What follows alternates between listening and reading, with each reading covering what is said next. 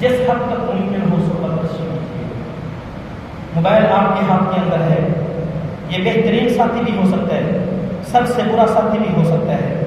میرے بھائیوں، اس موبائل کے اندر آپ نے کسی کو ایڈ کرنا ہے، کسی کو دوست بنانا ہے، آپ پہلے اس کو چیک کریں، اس کی آئی ڈی کو چیک کریں، آپ دیکھیں کہ اس کی اٹھنا بیٹھنا کن لوگوں کے ساتھ ہے، اس کی آئی ڈی کے اندر کس چیز کو شیئر کیا گیا ہے، کیا چیزیں یہ دیکھتا ہے، کیا چیزیں یہ سرچ کرتا ہے۔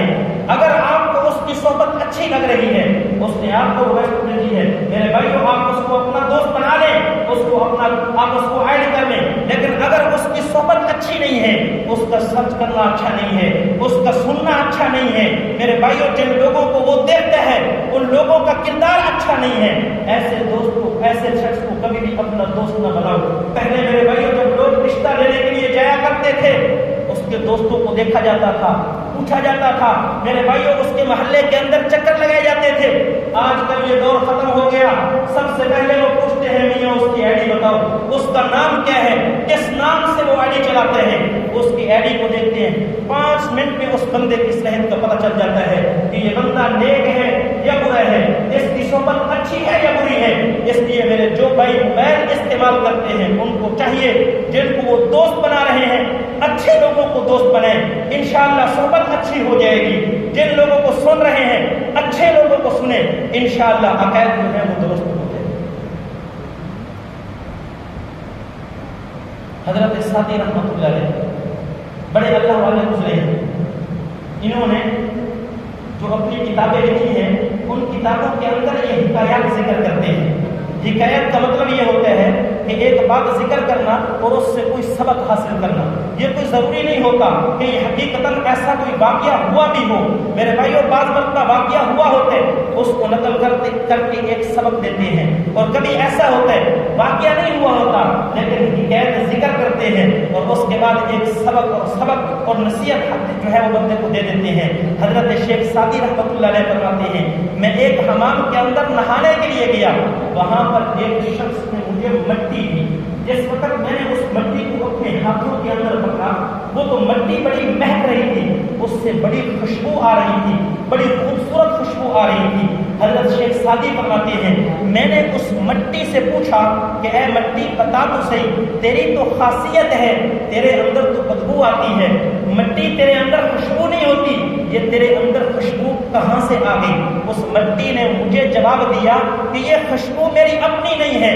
میں ایک گلاب کے پھول کی کچھ دیر کے لیے صحبت کے اندر رہی ہوں جس کی وجہ سے میرے اندر یہ خوشبو آ گئی ہے۔ میرے بھائیوں حضرت شیخ سعدی رحمۃ اللہ علیہ اچھی صحبت کا میرے بھائی سبق دینا چاہتے ہیں کہ یہ مٹی اگر گلاب کے پھول کے ساتھ تھوڑی دیر کے لیے یہ صحبت اختیار کر دیتی ہے، اس کے اندر یہ اس کی خوشبو آ جاتی ہے، تو جب بندہ کسی اللہ والے کی صحبت کے اندر جا کر بیٹھے گا کیسے ہو سکتا ہے کہ اس کی صحبت کا اثر اس پر کیوں؟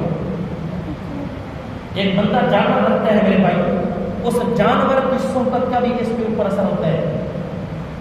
علماء نے لکھا، محدثین نے لکھا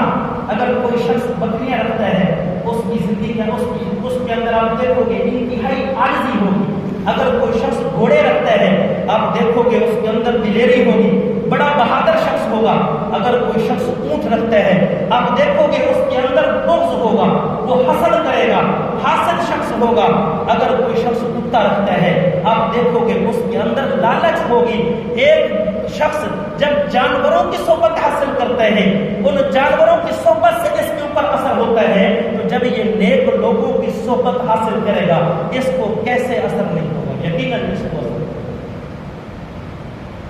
حضرت خواجہ عبید اللہ رحمۃ اللہ علیہ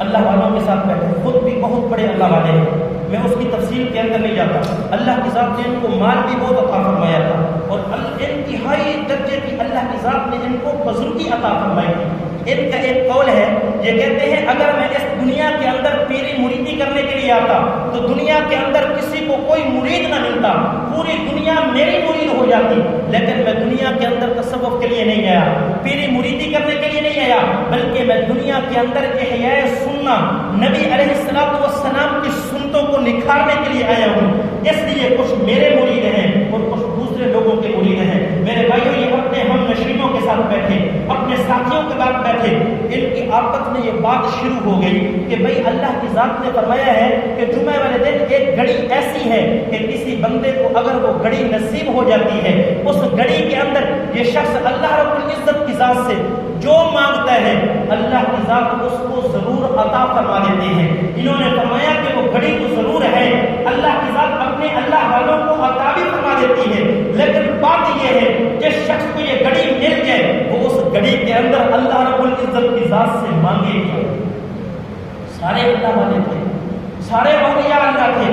اولیاء اللہ کی صحبت اولیاء اللہ کے ساتھ ہوتی ہے، سارے اعلیٰ درجے کے فقیہ اور محدث اور ولی اللہ تھے۔ کسی نے کوئی جواب دیا، کسی نے کوئی جواب دیا، لیکن یہ خواجہ عبید اللہ جو سوال کرنے والے تھے یہ خاموشی سے سنتے رہے۔ بعد میں انہوں نے ان سے سوال کیا کہ حضرت آپ بھی تو بتائیں کہ اگر یہ گھڑی کسی کو مل جائے تو وہ اللہ رب العزت کی ذات سے کیا مانگے؟ تو حضرت خواجہ عبید اللہ سندھی رحمۃ اللہ علیہ فرمانے لگے اگر مجھے یہ گھڑی مل جاتی ہے تو میں اللہ رب العزت کی ذات، اس اللہ رب العزت کی ذات سے اس شخص کی صحبت کو طلب کروں گا جس شخص کی طبیعت کے اندر اللہ رب العزت نے جمعیت عطا فرمائی ہے۔ میرے بھائیوں، دل کی دو کیفیتیں ہوتی ہیں، ایک کیفیت کو جمعیت کہتے ہیں۔ جمعیت کا مطلب یہ ہوتا ہے اللہ کی ذات نے اس دل کے اندر جتنے بھی خیالات ہوتے ہیں ان کو نکال دیا ہوتا ہے، صرف یہ دل اللہ کی ذات کی طرف ہر وقت متوجہ رہتے ہیں۔ اور دوسری جو حالت ہوتی ہے وہ تفریق کی ہوتی ہے۔ تفریق کی حالت کہتے ہیں یہ دل کبھی کدھر متوجہ ہے، کبھی کدھر متوجہ ہے، کبھی اللہ کی طرف متوجہ ہو جاتے ہیں، کبھی کدھر اور طرف متوجہ ہو جاتے ہیں۔ تو حضرت خواجہ عبید اللہ سندھی فرمانے لگے کہ میں ان لوگوں کی صحبت مانگوں گا جن لوگوں کو اللہ کی ذات نے جمعیت والی صفت عطا فرما دی ہے، اس لیے کہ اگر مجھے وہ صحبت مل گئی تو دنیا کی ساری بلائیاں اور خیریں مل گئی۔ آپ کہیں گے ہر وقت تو ہمیں اللہ والے دستیاب نہیں ہوتے کہ ہم ان اللہ والوں کی صحبت میں جا کر بیٹھو۔ میرے بھائیوں، یقینی بات ہے ہر جگہ پر اللہ والے موجود نہیں ہوتے، لیکن جب پتہ چلے فلاں جگہ پر اللہ والا آیا ہوا ہے، میرے بھائیوں اپنے کام کاج کو چھوڑ دو، چلے جاؤ، تھوڑی دیر جا کر وہاں آپ بیٹھیں گے، آپ کو بہت زیادہ فائدہ حاصل ہوگا۔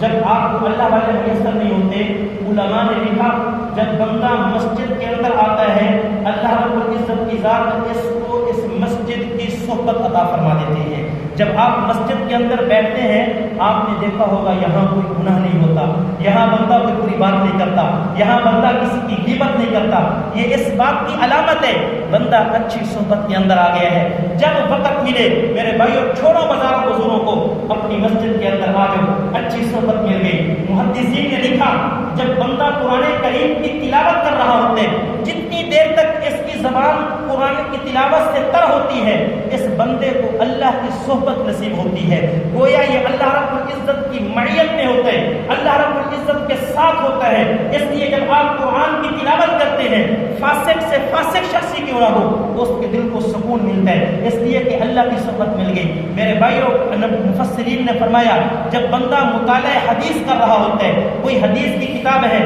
اس کو پڑھ رہا ہوتا ہے، جتنی دیر تک بندہ حدیث کا مطالعہ کر رہا ہوتا ہے گویا نبی علیہ السلام کی ایک شخص کو صحبت نصیب ہوتی ہے، اس لیے بندے کو بڑا نور مل رہا ہوتا ہے، نورانیت مل رہی ہوتی ہے۔ جب کسی اللہ والے کی صحبت ملے، اللہ والوں کی مجلس کے اندر چلے جاؤ، انشاءاللہ بہت فائدہ حاصل ہوگا، لیکن جب اللہ والے دستیاب نہ ہو سب سے بہترین صحبت آپ کی مسجد کی صحبت ہے، سب سے بہترین صحبت تلاوت قرآن کی صحبت ہے، سب سے بہترین صحبت حدیث کے مطالعے کی صحبت ہے۔ دعا ہے خدا کی ذات مجھے اور آپ کو اچھی صحبت عطا فرمائے۔ وما علینا الا البلاغ۔